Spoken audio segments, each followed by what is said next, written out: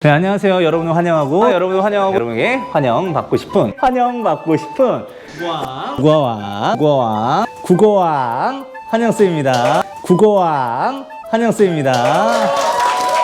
아, 역시. 네, 안녕하세요. 여러분을 환영하고 여러분에게 환영받고 싶은 국어왕 환영쌤입니다. 오늘은 여러분들과 교과서 136, 137페이지에 나오는 한국문학의 전통과 특질에 대해서 만나볼까 하는데요. 선생님이 칠판에 적어놓은 학습 목표부터 함께 읽어보도록 할게요. 자, 오늘의 학습 목표입니다. 한국문학의 전통과 특질을 이해할 수 있다. 선생님이 항상 키워드가 중요하다는 말씀을 드렸는데 오늘의 키워드는 뭔가요? 네, 바로 전통과 특질입니다. 그래서 오늘은 전통이 무엇인가부터 여러분들과 이야기를 나눠볼까 하는데요. 자, 지금 선생님이 이 학습 목표 밑에 3개의 문장을 두었습니다. 이 3개의 문장을 가지고 여러분들이 전통이란 개념을 완벽하게 이해할 수 있도록 도와드릴 거고요. 그 이후에는 이 전통의 개념을 바탕으로 우리 한국문학의 특질까지 파악하실 수 있도록 돕겠습니다. 자, 그러면 한번 들어가 볼까요? 자, 첫 번째 문장을 한번 읽어보도록 하겠습니다. 우리나라는 스마트폰을 사용하는 전통이 있다. 자, 이 문장은 어떻게 느껴지시는가요? 자연스러우신가요? 아니면 약간 어색하신가요? 멀리 있는 여러분들 대신해서 제가 답하자면 어색한 쪽에 좀 더 가깝다라고 생각을 합니다. 그 이유를 말씀드리자면 스마트폰이 보급된 지는 그렇게 오래되지 않았기 때문이죠. 여기서 우리는 전통의 가장 첫 번째 특징을 알 수가 있습니다. 바로 전통이란 건 예전부터 이어져 내려온 것을 뜻한다는 것이죠. 스마트폰이 본격적으로 대중화된 거는 10년이 채 안 된 것 같습니다. 이 정도의 시간은 예전부터 이어져 내려온 것이라고 말하기에는 조금 부족한 면이 있기 때문에 우리가 전통이라고 말하기에는 약간 어색하게 느껴진다는 것이죠. 자, 그러면 두 번째 문장도 한번 읽어볼까요? 이 문장은 어떤가요? 우리나라는 남존여비의 전통이 있다. 자, 남존여비라는 말은 남자는 존귀하게 여기고 여자는 하찮게 여기는 그것을 4글자로 얘기해서 남존여비라고 얘기한 것인데요. 만약에 이 단어를 우리 사회에 적용한다고 생각해 보십시오. 여성차별은 굉장히 만연한 불공정한 사회가 되겠죠. 그런데 말입니다. 이 불편한 남존여비 사상이 우리나라를 굉장히 오랫동안 지배한 사상이었다는 것을 알고 계신가요? 조선시대 500년 동안 여성은 관직에 진출할 수가 없었습니다. 오히려 칠출삼불거라는 관습을 만들면서 여성이 해야 할 역할을 가정에 묶어놨었습니다. 오늘날에는 제도적, 인식적인 개선이 많이 이루어져 있지만 여전히 여성 차별적 요소가 사회에 남아있는 것도 사실입니다. 자, 그럼 질문할게요. 아까 우리 전통의 첫 번째 요소가 뭐라고 했죠? 예전부터 이어져 내려온 것을 우리가 전통이라고 한다고 했는데 남존여비 사상도 예전부터 계속 이어져 내려온 것이니까 전통이라고 주장한다면 여러분들은 납득이 가시나요? 자, 예를 들어 선생님이 한 여학생한테 질문을 해볼게요. 이거는 진짜 상황극이니까 절대 심각하게 생각하지 마세요. 예를 들어 제가 이렇게 물었다고 합니다. 한 여학생에게. 예담아, 너는 커서 뭐가 되고 싶니? 라고 되고 싶은 진로 희망을 물었는데 그 예담이가 이렇게 대답을 합니다. 저는 의사가 되고 싶어요. 뭐라고? 의사는 사람의 생명을 구해주고 아픔을 치유하는 아주 고귀한 직업인데 어디 감히 여학생이 의사가 되겠다는 거야? 집에 가서 빨래나 하고 밥이나 차려. 이렇게 얘기한다면 어떻게 느껴지십니까? 그 여학생은 아마 눈물이 그렁그렁 할지도 모르겠어요. 근데 말입니다. 선생님이 그런 말도 안 되는 폭언을 하고 있는 걸 어떤 학생이 스마트폰으로 동영상을 찍어가지고 SNS에 올렸다고 칠게요. 사회에서 엄청나게 일파만파 파장이 커져서 난리가 납니다. 뭐 국어왕이라고 부르는 이만영 선생님이 알고 보니까 남녀차별주의자였다. 세상의 절반이 아니죠. 남성들까지 싸잡아서 저를 공격하기 시작하고요. 네티즌 수사대들이 엄청나게 활약을 해서 저의 잘못했던 여러 가지 행적, 족적들 다 끄집어내기 시작하고요. 그걸로 고소가 막 들어오니까 결국에 제가 검찰에 기소를 받아서 출두를 하게 되는데 거기에서 이 사회적으로 이슈를 일으킨 한 선생님을 취재하기 위해서 온 기자들이 다 몰려들게 됩니다. 근데 그 중에 한 기자분이 여성이신데 저한테 갑자기 마이크를 들이대면서 이렇게 질문을 하는 것입니다. 임 선생님, 세상의 여성들에게 지금이라도 사과하실 말씀 없으십니까? 라고 물으니까 제가 이렇게 대답한 거죠. 아니, 당신 지금 이거 인터뷰 하는 거 보니까 기자인 것 같은데 당신 기자야? 네, 기자입니다.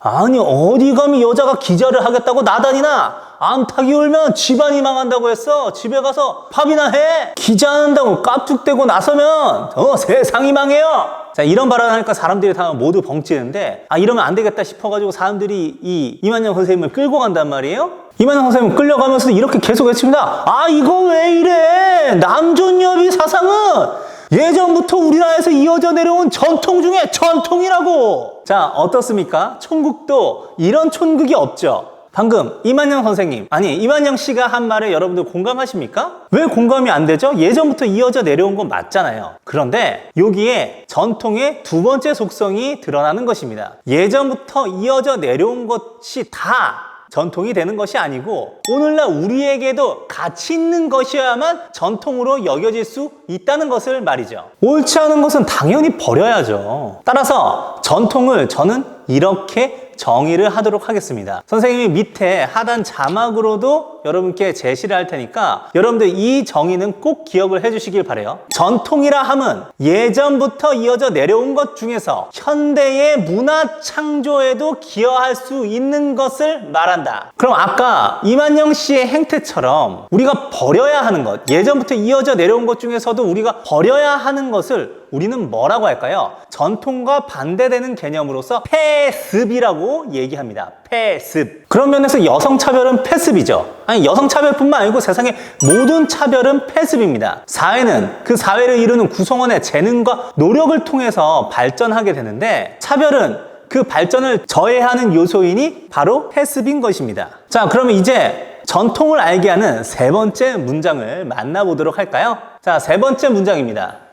우리나라는 김장을 하는 전통이 있다. 자, 이건 어떻게 느껴지시나요? 김장은 많은 양의 김치를 담그는 행위죠. 우리가 외국인한테 이런 말 많이 하잖아요. Do you know 김치? Do you know 박지성? 지성팍? 자, 그만큼 우리를 대표할 수 있는 음식이라고 할 수 있는데 이것도 예전부터 이어져 내려온 음식이기도 하고 현대를 살고 있는 우리조차도 엄청나게 많이 소비하고 있는 음식이기 때문에 이 김치 자체도 음식으로서의 전통이라고 볼 수가 있습니다. 그런데 김장, 즉 김치를 담그는 행위는 더더욱 전통에 가깝습니다. 우리 교과서 136페이지에 있는 3명의 친구들의 대화를 보면 더욱 그 이유를 실감할 수 있는데요. 한번 선생님과 읽어보도록 할게요. 우리 집은 이웃들과 함께 김장을 해. 우리 집은 친척들이 모여서 함께 김장을 해. 가족 잔칫날이지. 나는 김장철마다 우리 지역에 소외된 이웃들을 위한 김치 담그기 자원봉사에 참여하고 있어. 자, 선생님이 방금 이 친구들의 대사를 칠 때 좀 더 강조해서 얘기한 부분들이 있죠. 바로 함께 모여서 이웃 이런 단어들이었는데요. 이 말들의 공통점은 공동체 정신과 관련되어 있다는 것입니다. 우리 137페이지 첫 번째 문단을 한번 같이 읽어보도록 할까요? 김장은 한국인들이 추운 겨울을 나기 위해 한꺼번에 많은 양의 김치를 담그는 것으로 우리 민족의 자연 환경에 대한 이해와 조화로운 태도를 보여주는 음식 문화이다. 또한 공동 작업으로 김치를 담그고 그것을 나누어 먹는 것에서는 우리 민족의 협동과 나눔의 공동체 정신을 살펴볼 수 있다. 이는 김장 문화에 담긴 우리 민족의 전통과 특질이라 할 수 있다. 자, 이렇게 이야기를 해줬습니다. 자, 어떻습니까? 우리나라의 정서가 우리 문화의 독특한 개성과 합쳐져서 그대로 이어지게 된다면, 그리고 오랫동안 계속 지속된다면 그것은 우리 문화만의 특질이 될 수가 있겠죠. 특질이라 하면 특별한 성질을 의미하는데 이것은 하루아침에 이루어지는 것이 아니고 오랜 시간 동안 형성되어 오는 것이기 때문에 전통과 특질을 함께 묶어서 한국 문학의 전통과 특질이라는 도단한 명으로 나타낸 것입니다. 그렇게 형성된 우리 전통은 우리 체질에 딱 맞는 그야말로 신토부리가 되는 것이죠.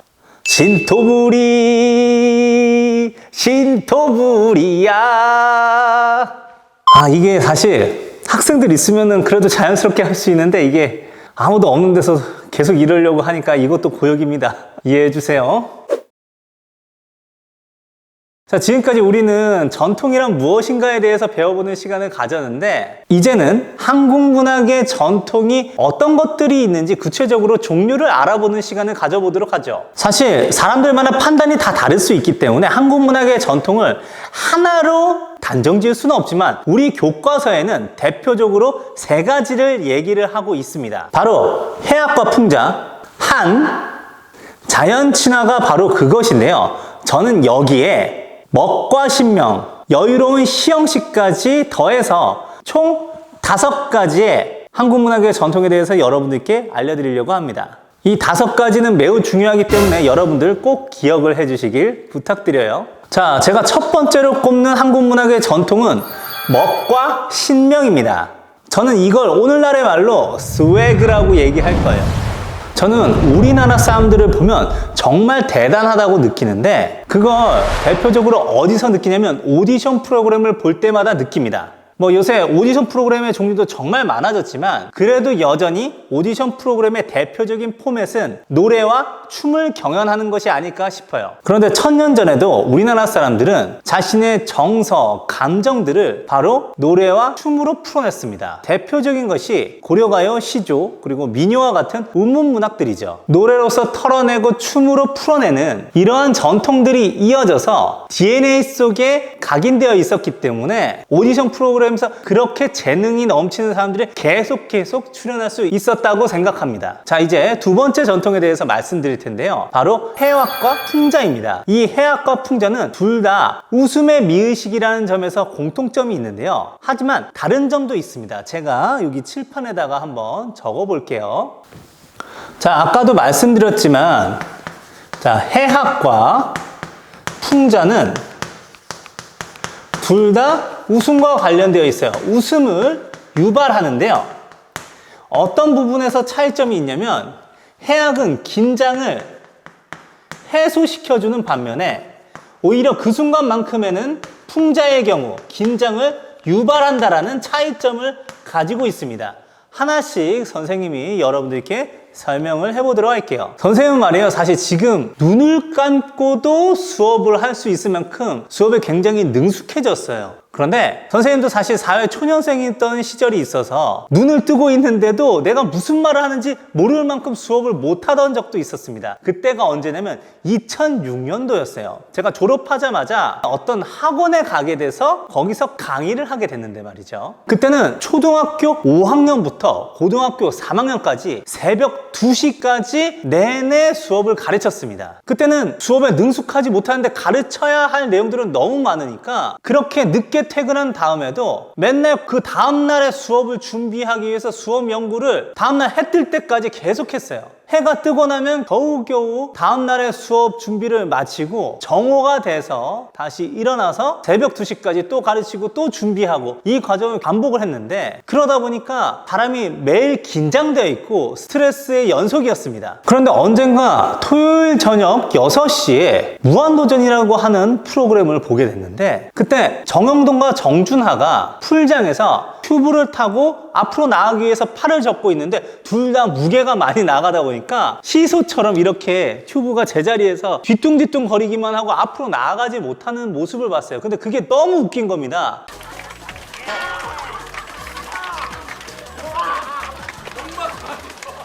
박장대소를 하고 눈물 쏙 빠질 정도로 그렇게 웃고 나니까 제 일주일 동안 정말 힘겨웠던 스트레스가 많이 해소가 됨을 느꼈어요. 그 다음부터 저는 무한도전에 완전 팬이 돼버리고 말았죠. 실제로도 무한도전을 마칠 때 저는 정말 감사의 편지를 쓰기도 했었는데요. 웃음이 사람의 활력이 되고 만병통치약이라고 불리는 것은 이 웃음이 긴장 해소의 역할을 하기 때문이라고 저는 생각합니다. 그런데 웃음에는 이런 긴장 해소의 웃음뿐만 아니고 오히려 긴장을 유발시키는 웃음도 존재한다는 걸 아시나요?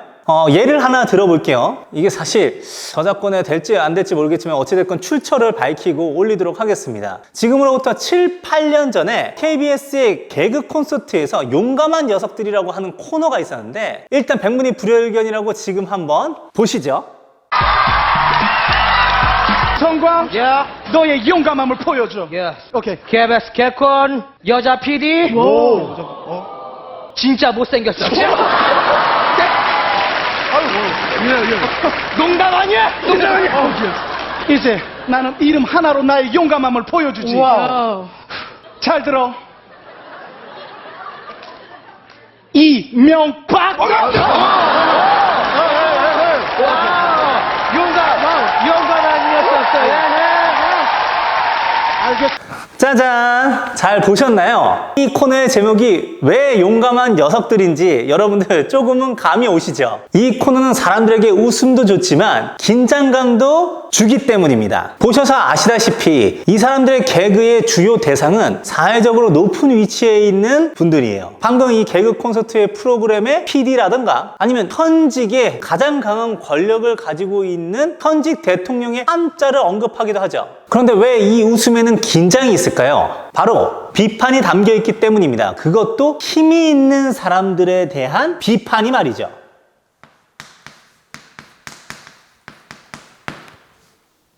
권력자에 대한 비판을 하다 보면 결국 뒤끝이 있지는 않을까에 대한 걱정이 앞서기 때문에 긴장감이 조성됩니다. 그럼에도 왜 이런 비판을 하는 걸까요? 두려움도 주는 만큼 바로 통쾌함도 주기 때문입니다. 우리가 바로 다음에 만날 작품인 봉산탈춤에서도 피지배 계층이 지배 계층을 비판하는 내용이 드러나 있는데요. 어떻게 지금처럼 평등사회가 아닌 신분제 사회인 조선시대에서 그 봉산탈춤을 공연할 수 있도록 허락을 했을까요? 그걸 생각해보면 독이 쌓이면 결국 병이 되고 볼마서 터질 것이라고 하는 것을 당대의 지배계층인 양반들도 알았기 때문이라고 생각합니다. 그걸 통해서 대리 만족을 느끼면 오히려 면전에 대놓고 직접적으로 하지는 못할 거라고 하는 양반들의 셈이 반영되어 있는 것일 수도 있겠는데요. 문학의 기능 중에 카타르시스라고 하는 것이 있습니다. 긴장을 유발하고 이를 통해 쌓인 화를 배설하듯이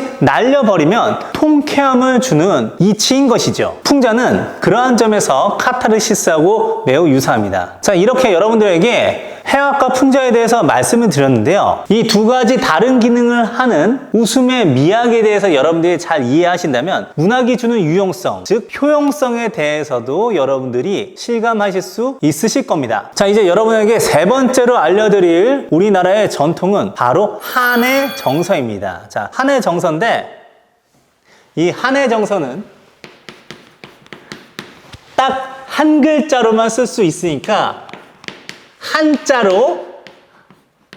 한 글자로 쓰이는 한에 대해서는 여러분들께서 꼭 머릿속에 기억을 해주시길 부탁드립니다. 여러분들 혹시 고려가요 가시리에 대해서 만나보신 적 있나요? 가시리 가시리하고 나는 바리고 가시리하고 나는 날러는 어디 달라 하고 버리고 가시리 있고 잡사와 두어리만 하는 서남에 아니오세라 서로님 보내옵나니 가신 듯 도시오쇼쇼. 이 작품 말고도 혹시 현대시 중에 김소월의 진달래꽃을 모르는 분은 없으실 겁니다. 나보기가 역겨워 가실 때에는 말없이 고이 보내드리오리다. 자, 이 두 개의 작품은 천년의 간격이 있는데요. 정서와 태도면에서 굉장히 유사한 모습을 보입니다. 바로 사랑하는 사람을 떠나보내면서도 계속 기다리겠다는 마음인데 이거를 한 글자로 줄여서 얘기하면 그게 바로 지금 보이시는 이 한이 된다는 것이죠. 그런데 이 한과 관련해서 이렇게 말씀하시는 분도 계십니다. 아, 선생님, 저는 한이 정말 싫어요. 왜 제가 기다려야 합니까? 아까 선생님께서 오늘날에 내가 이어받을 만한 가치 있는 것을 전통이라고 얘기하셨는데 저는 마냥 기다리는 거는 중요한 가치라고 생각하지 않은데요? 오늘날하고 너무 안 맞는 것 같아요. 한마디로 얘기해서 난 기다림의 가치를 공감하지 못하니까 이걸 전통이라고 인정하지 않겠어요 라고 말하시는 분이 계실지도 모르겠어요. 저 역시 그럴 수도 있다고 생각합니다. 그래서 저는 이 한이 다루고 있는 범위에 대해서 좀 얘기를 해볼까 하는데요. 우리 인간이 삶을 살아가는 여정을 우리는 인생이라고 얘기를 하잖아요. 근데 그 인생의 여정 중에서는 무조건 하고 싶은 것만 할 수도 없고 하기 싫은데도 해야만 하는 순간이 올 때가 있어요. 그 경우가 굉장히 빈번할 수도 있고 굉장히 적을 수도 있지만 언젠가 그 순간이 분명히 오긴 옵니다. 그게 인생이니까요.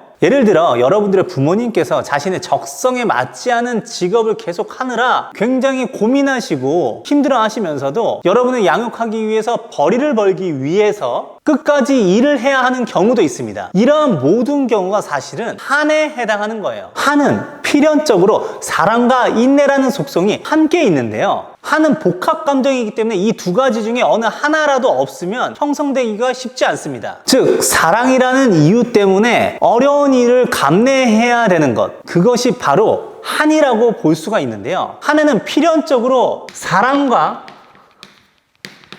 인내라는 이 두 가지 속성이 함께 복합적으로 형성되어 있습니다. 그래서 한을 우리는 복합감정이라고도 부르는데요. 그런데 왜 하필 우리나라가 한의 정서를 강조하는 것일까요? 여러 가지 견해가 있지만 우리나라가 지정학적으로 반도 국가이기 때문에 대륙에서도 우리나라를 침공하고 섬나라에서도 대륙을 가기 위한 발판으로 우리나라를 침공하는 경우가 굉장히 많아서 우리 역사를 통해서 어느새 인내하는 습관이 들었기 때문일지도 모른다는 생각이 듭니다. 저는 이것이 무조건 나쁘다고 생각하지는 않는데요. 이 참아내는 인내, 즉 은근과 끈기를 통해서 위기 상황에서도 이겨내는 저력을 발휘하기 때문입니다. 지금 사실 전 세계를 공격하고 있는 코로나19 바이러스를 한번 얘기를 해보자면 우리나라가 처음에는 코로나19 감염자가 세계 4위였단 말이에요. 그런데 지금은 급격하게 순위가 내려가서 20위권 바깥으로 내려가게 되었습니다. 이것은 위기에 단합해서 뭉쳐서 이겨내는 바로 한국인의 저력이 아닐까 생각하는데 이러한 태도의 저변에는 한의 정서도 어느 정도 연관되어 있다는 것이죠. 자, 이제 네 번째 한국 문학의 전통에 대해서 얘기를 드리겠습니다. 바로 자연